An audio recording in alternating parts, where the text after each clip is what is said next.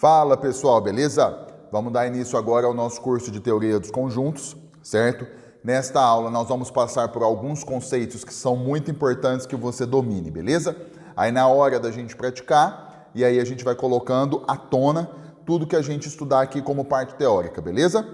Bom, sabendo que você tem aí o nosso material para que você possa acompanhar também, mas é muito bom você formar os seus esquemas, os seus mapas mentais, para que na hora de estudar fique tudo muito mais fácil, na hora de recordar e tudo mais, beleza? Então vamos lá. Primeira coisa que você precisa ter na sua cabeça é o conceito de conjuntos. Quando a gente fala a palavra conjuntos, de maneira geral, o que você entende? Nada mais é que uma coleção qualquer de objetos. Então a gente pode trabalhar com imagens, a gente pode trabalhar com figuras, com letras, com números, que é onde a gente vai fazer mais, e assim por diante, beleza? Agora, outra coisa muito importante que você precisa saber é como que a gente representa esse conjunto.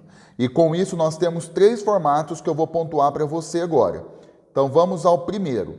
O primeiro formato é o que nós chamamos de extensão, certo? Que é o caso mais utilizado. Que formato vai ser esse aqui? Vou pegar um exemplo.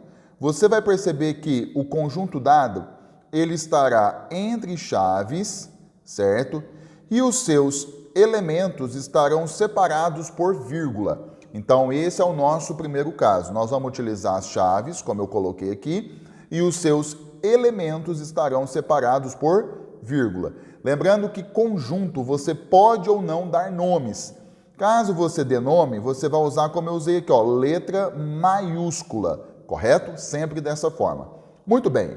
Nós temos o segundo caso, que é chamado de compreensão, tá? Compreensão. Qual que é a diferença do nosso primeiro caso?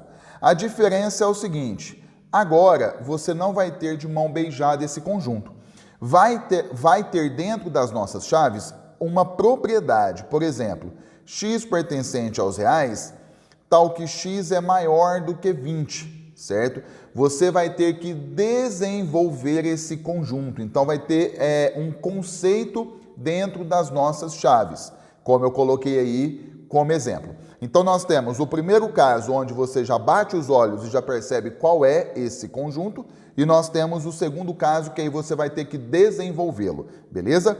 E nós temos o terceiro caso, também que é muito conhecido, chamado de diagrama de Venn, certo?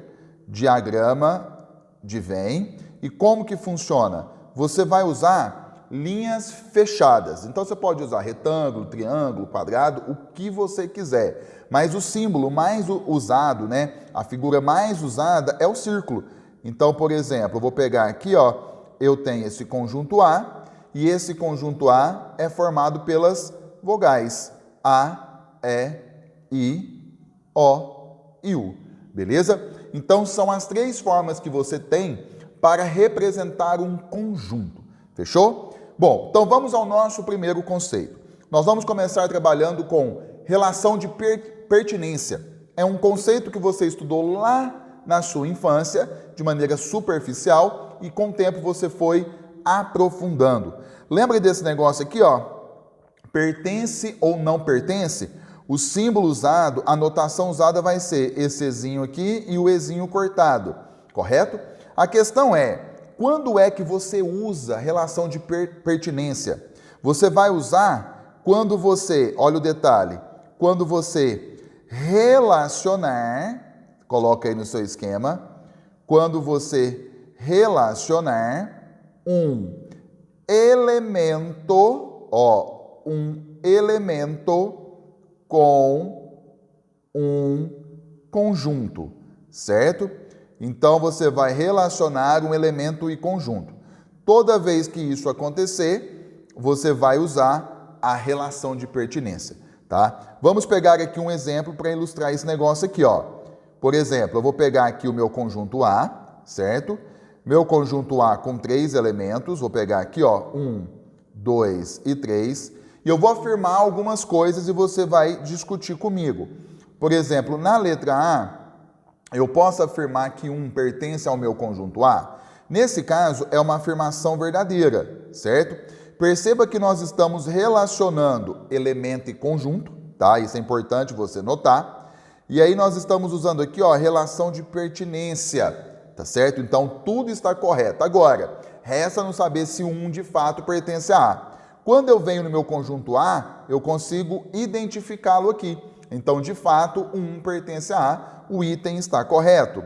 Se eu pegar aqui, por exemplo, na letra B, 3 pertence a A. Então, mais uma vez, ó, estamos relacionando elemento e conjunto, certo?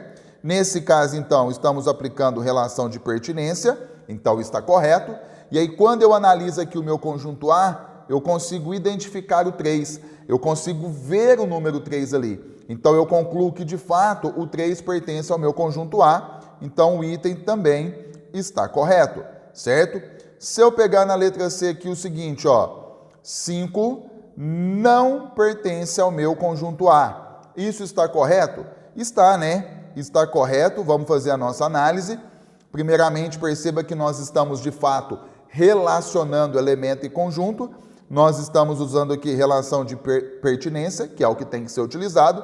E aí, quando eu analiso o conjunto A, eu percebo que, de fato, o 5 não pertence a ele, correto?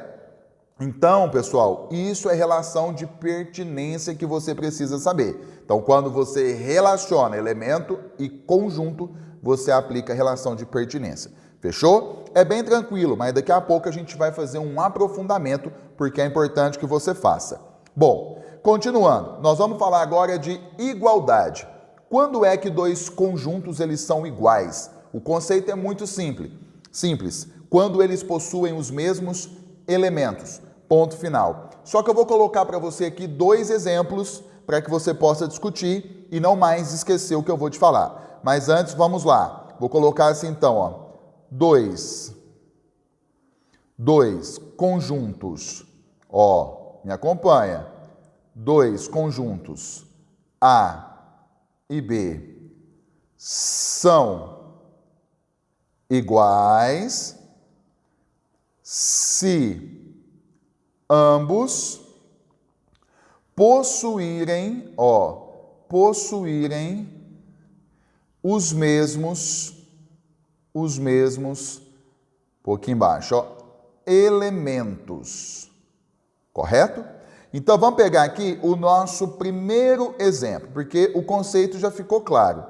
Eu vou pegar esse conjunto A aqui com 3 elementos, 1, 2 e 3. Eu vou pegar esse outro conjunto B aqui com 3 elementos, ó, 2, 3 e 1. Então eu te pergunto, eles são iguais? Aí você analisa. Eles possuem os mesmos elementos? Possuem. Então A é igual a B. Aí você fala assim, professor, mas e a ordem? Então, gente, independente da ordem, se 2 conjuntos possuem os mesmos elementos, eles são iguais. Guarde essa informação, independente da ordem, beleza?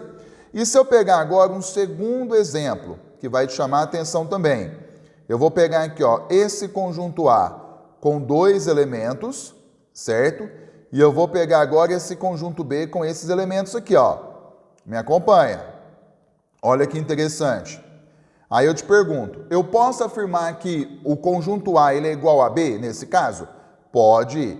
Então você vai pôr aí que o conjunto A é igual a B. Ah, professor, mas aqui no B repetiu elementos.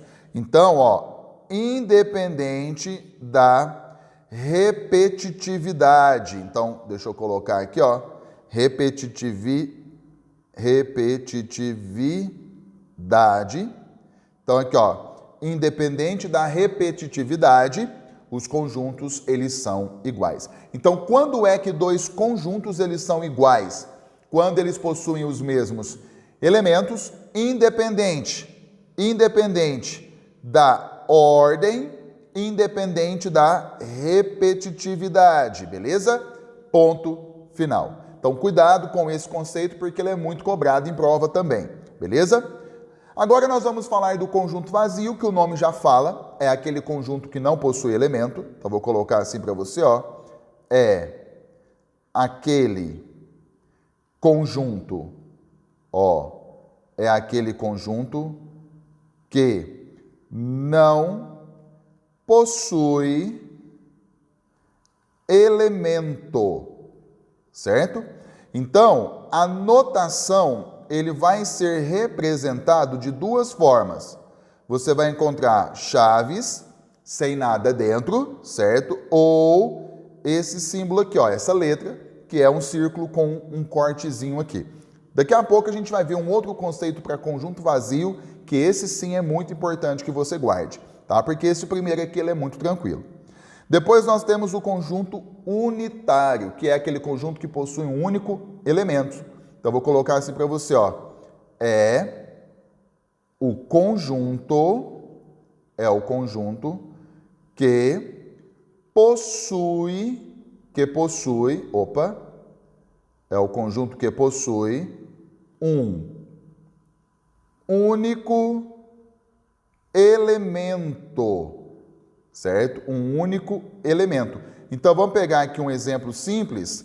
Eu tenho aqui, por exemplo, o conjunto B, e dentro dele eu vou colocar aqui, ó, o 5, um único elemento, certo? É um conjunto que é muito usado, toda hora acontece, mas na maioria das vezes eles não ficam falando o nome dele. É conjunto unitário, conjunto unitário. Ele simplesmente acontece, beleza? Agora, nós vamos falar de subconjuntos. Preste atenção porque, de fato, agora você precisa, né? Porque é um dos conceitos mais usados em teoria dos conjuntos. O que são subconjuntos? Eu vou colocar assim para você, ó. Dados, dois conjuntos, ó. Dados, dois conjuntos A e B. Ponto. Olha o detalhe. Depois a gente discute. Dizemos que A, peraí, deixa eu corrigir esse A aí, porque senão depois você vai confundir. Vou apagar aqui, ó, você vai colocar assim, ó. Dizemos que A é subconjunto de B se, olha agora que está o conceito, todo elemento de A for também elemento de B. Então você vai circular a palavrinha todo, entendeu? Então você vai ter em mãos dois conjuntos, A e B. A é subconjunto de B se todo elemento de A for também elemento de B. Então, o que acontece? Eu vou pegar aqui um exemplo. Ó, vamos lá. Eu tenho esse conjunto A com 3 elementos. 1, 2 e 3. Aí eu vou pegar um outro conjunto B com 4 elementos. Ó, 1, 2, 3 e 4. O que você está percebendo comigo? Você percebe que todo elemento de A é elemento de B, correto? Então, eu posso afirmar que A é subconjunto de B. Aqui em cima, ó, eu vou colocar a notação, tá? Nós vamos usar esse símbolo que parece a letra C, ou assim, ou ele cortado quando não for subconjunto. Que aí você vai lembrar depois comigo que é a mesma coisa de eu falar contido. Então, aqui embaixo, ó, eu posso afirmar que o conjunto A é subconjunto de B. Então, você vai ler dessa forma mesmo, ó. Subconjunto, você pode colocar assim, ó, barra contido, vai dar na mesma, tá? Porque todo elemento de A é elemento de B. Então, tá tudo certo aqui. Aí, o que acontece? Eu vou puxar aqui em cima para a gente ter essa visão aqui em diagrama, que é importante, tá? Eu vou fazer aqui, ó, eu tenho o conjunto A, tá aqui. E aí eu vou fazer o conjunto A dentro do conjunto B. Olha só que interessante. Aí dentro do conjunto A eu vou colocar os seus elementos, ó. 1, 2 e 3, correto? E aí eu vou até mudar a cor aqui do pincel. E dentro do conjunto B aqui, eu vou colocar o elemento que está faltando, que é o 4, ó. Percebeu? Então, quando eu penso em subconjunto, eu estou pensando num conjunto dentro, entendeu? Ele está contido em outro conjunto, tá? Mas aí na hora de você representar o diagrama, vai ficar justamente esse formato aqui, beleza? Bom, então nós passamos nessa aula como que você representa conjunto, relação de pertinência, igualdade, conjunto vazio, conjunto unitário e subconjuntos, que é muito importante. Então a gente vai fechar essa aula aqui, olhe depois as suas anotações, para depois a gente ir prosseguindo. A segunda aula a gente vai ver, por exemplo, a gente vai começar com relação de inclusão e nós vamos comparar com a relação de pertinência, tá certo? É aí que está o grande tchan desse primeiro momento nosso aqui. Fechou? Então, no mais, até a próxima aula. Valeu!